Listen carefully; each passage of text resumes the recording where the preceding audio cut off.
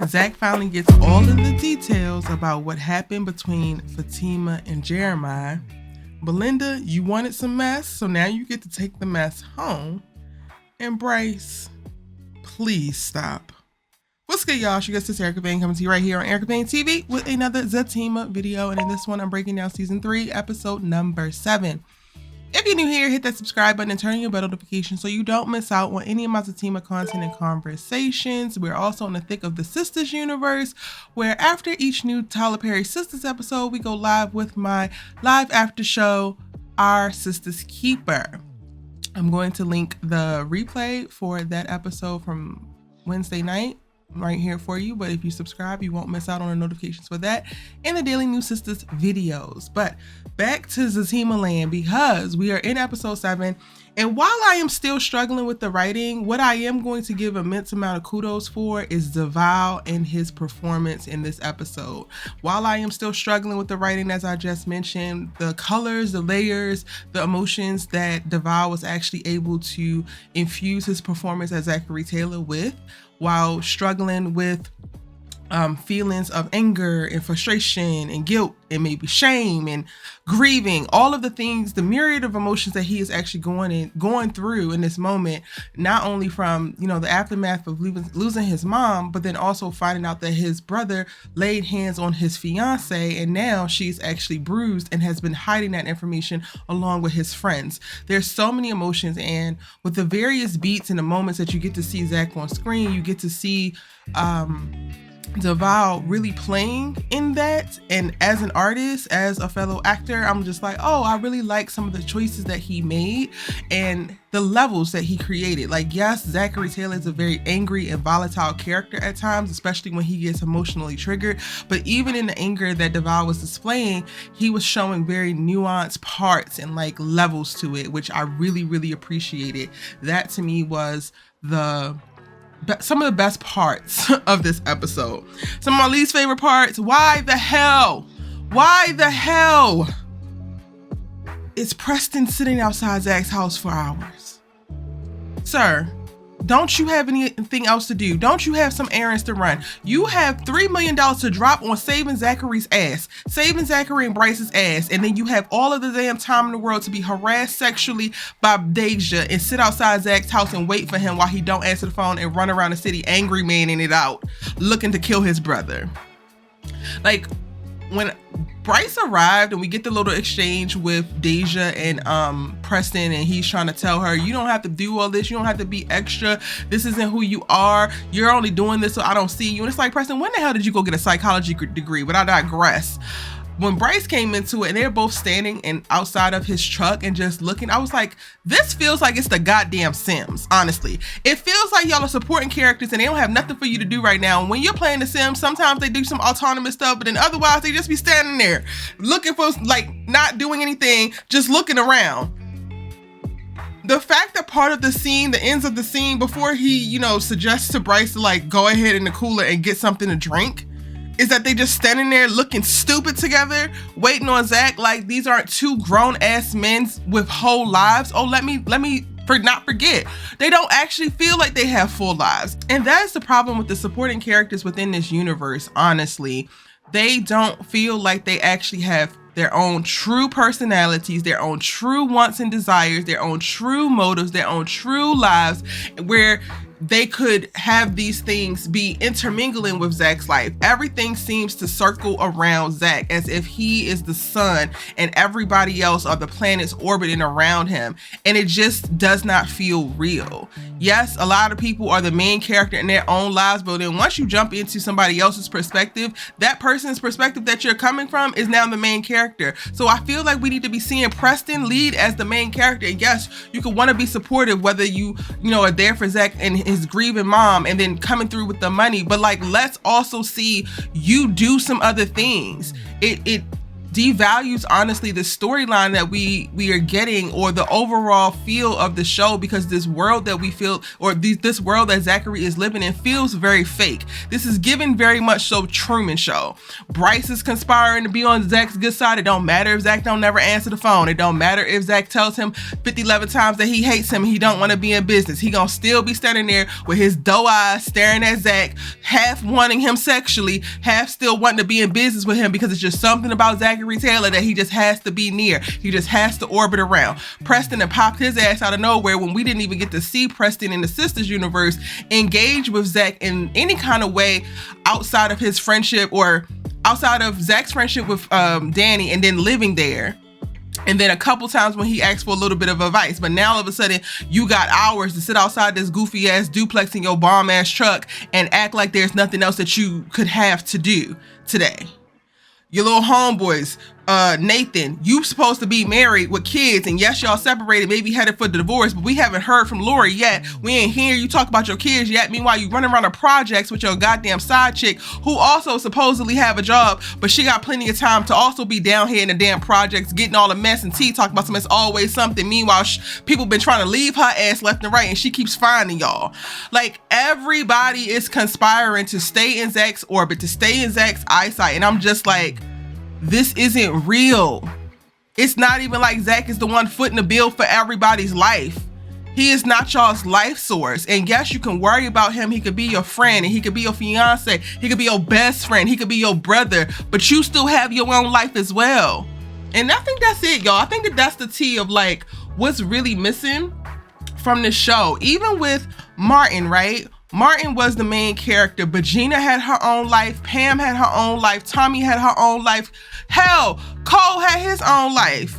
And while they weren't centered, like their specific lives weren't centered in every single episode, you got a full understanding of who their characters were and who they were outside of Martin, which enriched all of the experiences that they got to have with Martin. That's it. Anyway, let me get back to this goddamn review. Okay, so going over to Angela and Bryce, because Bryce just has to pop up at everybody's house. He don't have nothing else to do. And you know, you run around, you steal millions of dollars from your business partner, you try to kiss him, you be overly inappropriate, you have a suicide attempt and some more stuff. But you know, it's not time to go home and rest. It's not time to go home and reflect. Maybe pick up your goddamn journal or go talk to your daddy and tell your daddy how he hurt your feelings so bad you wanted to end your life. No, you want to go run over to damn Angela's house. The same woman that you keep finding all of this animosity and anger to be able to spew her damn way. You are a domestic violence situation waiting to happen. All because she doesn't do what you want her to do and say what you want her to say, and you expect all of this stuff from her. And now the moment that we're in, you're expecting her to be your friend. You want to still be friends. When were y'all ever friends? Do you even know how to be a friend, Bryce? That's my note there. How can you be friends with somebody when you don't even know how to be friends? And then the next thing is, he says, she's like, I want to talk to you about you running your car into that other car. I would tell you the truth, Angela. How the hell you gonna tell Angela the truth when you still lying to yourself? Quickly, Bryce. Yeah. Tyler, this character alone made me want to jump shit with the damn show, because the way that they're doing this Asian American man and not giving him a full experience, like, yes, the whole model minority thing could be playing out here, the gravity of like being disowned from your father and what the mental toll is that takes, all of those things are very real. Even like the disassociation from Zach as your business partner, those are all very real. But if you're just going to show him having these exasperated, volatile ass emotions that pop up out of nowhere and never give the full context of like what is actually going on with him, it makes him look just serial killer-ish. He looks very unredeemable. He looks like we need to throw him away. Why is he even still on this show? And we're just supposed to act like everything is okay when he's out of one of these goofy ass mood swings and he's back smiling at everybody and feeling comfortable. But then 2 seconds after that, he's gritting his goddamn teeth, scowling at people, expecting them to move Earth and the sun wherever he wants it to be. Like, absolutely not. Bryce is a bomb waiting to happen. And that first unalivement attempt will not be the last. And unfortunately, we don't even have a full backstory or full context for the character in reference to character development to even be able to predict it or have a better understanding for why it will happen. Moving on. Is Angela sex starved? Why is it that she needs this little goofy ass man to come over here and service her every moment of every day? You just saw this man this morning. I mean, granted, y'all didn't actually get to get it on last night, but y'all was at the damn hospital, and then you calling him over, but you also disrespected him at the hospital. He disrespected you last night. Like, again, we need more character development, because I don't know why these characters are doing the shit that they're doing, and it's so random and wild. Girl, ain't that much sex in the world, especially if this is a person that you're not even committed to in any kind of way. You don't have no real feelings for. You don't get sick of people, honey. You don't need time to regroup. My word. I already told y'all that Preston has millions. I don't understand how he's sitting outside Zach's house for hours. That was one of my notes. I thought it was a very valid point of him saying that everything is sexual with Deja, and he feels like she's doing that so that he can't see her. Maybe that is her defense mechanism, but also she likes it, so it is what it is. If anything, Deja is the most fully fleshed out, or almost not even fully fleshed out. She's the more fleshed out supporting character than anybody else that we have actually seen. I actually understand why Deja's doing the things that she's doing. I understand why she's saying the things that she's saying, and I appreciate Jasmin's portrayal of her. Now, going back to Bryce, when he's having a conversation with Preston, he says, I didn't know you had that kind of money. You did not even know him 2 days ago. So why would you know he had that kind of money? I need Bryce to go shut the hell up and go take a nap, because he's really annoying me. It's the damn, Fatima, you're the best thing that ever happened to Zach. You're making him a better man.